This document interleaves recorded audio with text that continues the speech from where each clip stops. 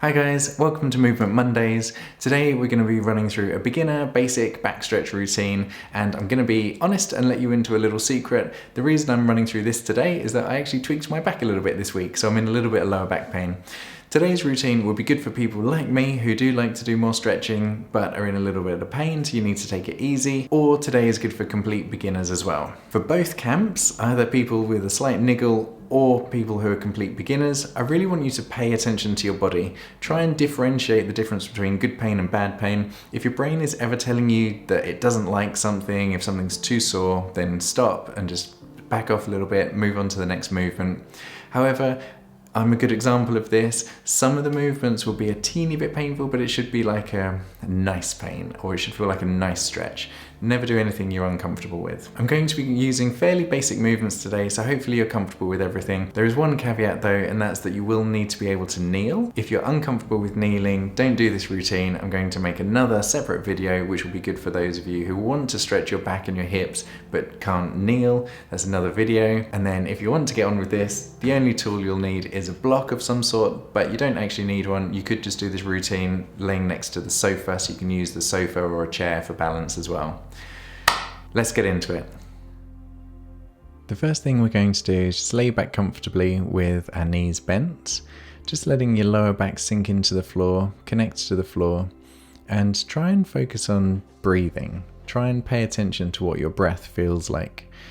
As you breathe in, your tummy should go out. If you're new to mobility, this may seem a strange place to start, but the ability to connect with your breath and connect with your body is actually a very important part of continuing in your mobility journey.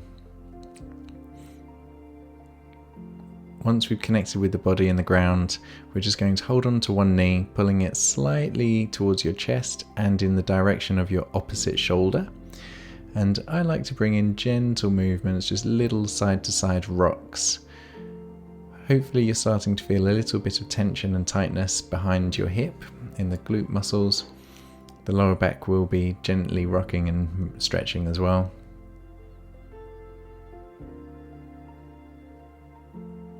Slowly trying to get the knee closer and closer to your chest, just a fraction at a time.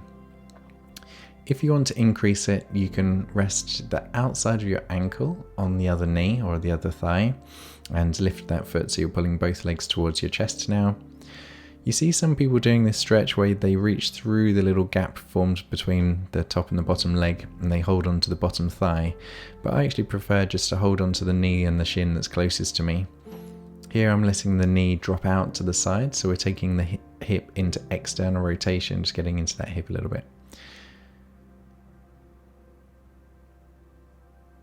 Now switch hands, so you have opposite hand to knee, and you're going to take that leg towards one side, down to the floor, and just take the opposite, or actually it's the same side hand out to the side, so we're getting this nice diagonal chain through from the hip to the chest. You can look at the hand that's out to the side if you like. One last little stretch, tucking that knee in towards the chest. Hopefully the hip feels a bit cleaner than the first time you did it. And then slowly lower the leg down onto the floor and lay flat on your back. See if you can feel an asymmetry. You may feel that the side that you've just been stretching feels a little bit taller and longer and lighter. And then we'll reach for the other leg. Again, bringing that knee towards your chest, slightly in the direction of your opposite shoulder. And you can bring a little rock and a little movement in. If you want to increase it, cross that ankle over the thigh of the other leg, bringing both legs towards you. Keeping hold of the knee that's closest to you though, no need to reach through to the thigh. Gently rocking from side to side, trying to edge closer and closer up towards the chest.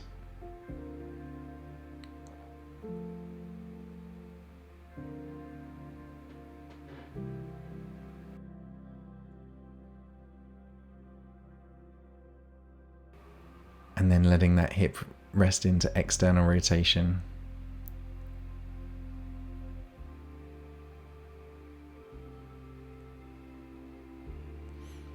Still focusing on the breath, still focusing on connecting with the floor. Now we've switched hands, so we're just rocking the leg, lowering the leg down towards the floor, trying to reach out to the side, getting that diagonal chain from the hips through the tummy towards the chest, twisting the spine into rotation. You can see my belly trying to push into that stretch in the lower back with each breath in. Even though I'm not moving much, the breath is the movement.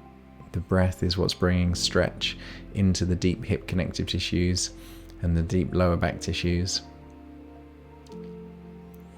One more little stretch, bringing the knee towards the chest. Hopefully now feeling a nice little bit of looseness compared to when you first started. By this point in the routine, I like to take a few nice deep breaths. I can really feel my body relaxing. And lower that leg. Nice few deep breaths and sink back down into the floor. Imagine you're melting down into the floor. Everything we were just doing was with one leg at a time. So now we're going to do a few double knee holds, just making tiny little circles. I imagine my knees are drawing circles on a piece of paper. This is just gently opening up the lower back joints, gently stretching the glutes. All the while, my in-breath is pushing into my lower back. And with complete control from the tummy muscles, you can slowly lower the legs down to the side. If you can't lower them to the side, that's no problem. You can just gently rest slightly to one side, reaching the hand out to the other side. And again, with complete control, slowly taking the knees to one side, taking the hand out to the side to get that nice spinal rotation and the stretch through the tummy and the chest. Slowly, with control, bringing the knees back towards the chest. Try and keep focusing, bringing your mind back to your breathing, bringing your mind back to the feeling of laying on the floor. All of this is helping your brain understand where your body is in space. Hold on behind one thigh, and we're going to carefully pump the foot up into the air. You're not necessarily aiming to get that knee straight, but each time you straighten the knee, you'll get a nice hamstring stretch. Each time try and straighten it a bit more. There should be no pain though. If you've got any sense of sciatica or anything like that, then this wouldn't be a good stretch for you. There are much harder versions of this, if you want to increase the stretch, you can lower the bottom leg to be completely flat, and you can really try and lock out that top knee. But if you want to take it easy, do what I'm doing here with both legs bent, and not necessarily trying to straighten that top leg. Stretching the hamstrings though, it helps soften the attachments to the pelvis, which can have a huge and positive impact on your lower back. This is the last moment to spend on your back, so connect with the floor, connect with your breath, imagine melting, and then we're going to gently turn over, so we're in a hands and knees kneeling position. Set your knees slightly wider than shoulder width, and then push back as far as you feel comfortable. You don't have to go all the way back to your heels, but just push back to where you feel comfortable, and bring a slight rock side to side. Imagine a torch coming out your belly button and shine that torch side to side, trying to carefully push your hips away from your hands. And here I'm threading the needle, reaching one hand through, which brings a nice spinal rotation and a stretch in the lats of the front hand, gently twisting side to side. Still, you can't see it, but I'm trying to push my hips a little bit further back, getting deeper hip stretches. Being very mindful of what this feels like. Trying to loosen the shoulder blades, the scapulae off the thorax. And now pushing to a tabletop with the hands under the shoulders and the knees under the hips. Start by tucking the chin in and then push the back towards the ceiling. And then we'll do the opposite by tucking the tailbone down, pushing the belly to the floor and looking forwards. So chin in, pushing the back up to the ceiling. and then reversing that by tucking the tummy through, and then looking forwards, taking the spine into extension, chin in, upper back to the ceiling, and the spine is in flexion, and then tucking the tail through and looking forwards into spinal extension. Knees back to being slightly wider than the hips, pushing the hips and the hands away from each other, trying to squeeze those hips backwards and the hands forwards, unsticking the shoulder blades from the thorax, and breathing. Belly goes out when you breathe in. Another little thread the needle. Each way, just unsticking the spine and the hips. And now into one of my favorite movements, which is what I call the crazy cat. No rules, you just wriggle around, unstick the shoulders, the hips, the spine, all the deep connective tissue that links the hips and the shoulders. Trying to stretch the lats by threading the needle and pushing my tummy in towards that side, opening up the lateral shoulder. There's no rules with the crazy cat, so I would really love you to pay attention to what your body wants. If you feel tightness, try and unstick it with movement.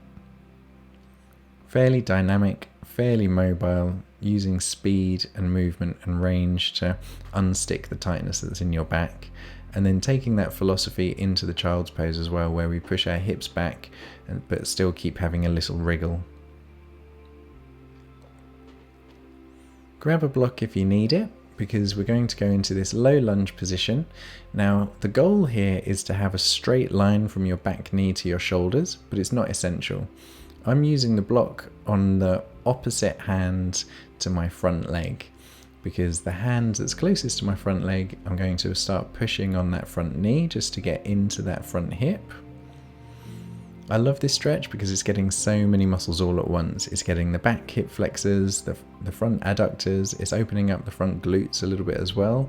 Many of those muscles attached to the pelvis, and the hip flexors also attached to the lower back, so we're decompressing the lower back by opening up the hip flexors. And here, just carefully straightening that front leg, or at least attempting to straighten it. So my hamstrings feel pretty tight because of the back niggle that I've got, so I'm not trying to completely lock out that front leg, but I'm using a rhythmic pumping motion, just paying attention to what's going on, not pushing it too much, and you can just hold for a few seconds. The block really helps here with that right hand resting on the block, not having to reach to the floor. As a little transition, we'll just rock in the child's pose before taking the other leg forwards. Remember, the goal is to get a straight line from your back knee to your shoulders, but it doesn't matter if it doesn't happen. Here, just playing around with different directions of stretch. Listen to your body. What does your body need? Where's the tension? Find all those little bits of connective tissue that need a good wriggle. I'm using that front hand on the front knee to drive the knee outwards, which is opening up the hips. Trying different spinal positions as well, looking down, looking up. And using the block and only straightening the front knee as much as feels comfortable. Using a little pumping motion to begin with, and then you can hold it in a deep stretch if you want to get a bit more intense.